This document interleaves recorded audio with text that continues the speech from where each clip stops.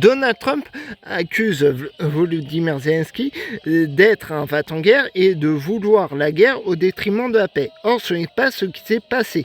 Dans les faits, c'est la Russie qui a agressé l'Ukraine le 24 février 2022.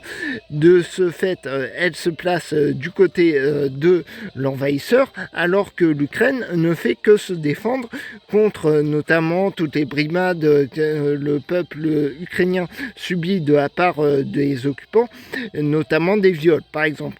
De ce point de vue-là, donc, Volodymyr Zelensky ne fait que se défendre.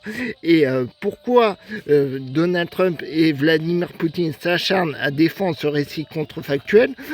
C'est parce que l'un comme l'autre sont des nostalgiques de la guerre froide et voudraient voir se ressusciter le bon vieux clivage entre occidentaux et soviétiques.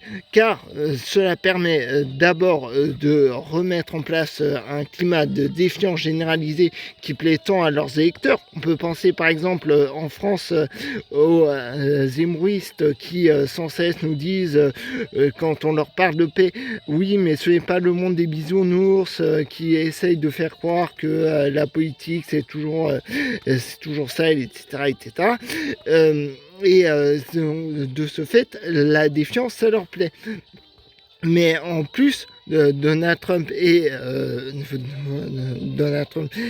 Vladimir Poutine sont tous les deux des personnes de menace. Ils cherchent la menace et règlent leur compte par la menace. Ils veulent établir un climat de domination. Pensons par exemple à Vladimir Poutine qui avait reçu Angela Merkel en lui utilisant un chien, alors qu'il savait parfaitement que Angela Merkel avait peur des chiens. C'est une phobie, c'est naturel, mais pourtant lui il a voulu appuyer là-dessus en délaissant de ce fait tous les procédés qui sont politiquement corrects et qui ici à la politique.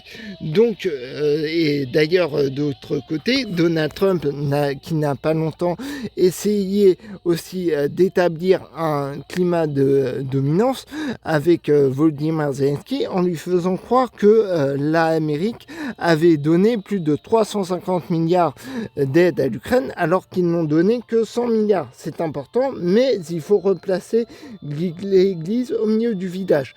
Donc, face à cela, nous qui sommes le pôle modérantiste, nous devons rester modérés, nous devons rester calmes et ne pas céder aux menaces et à la peur.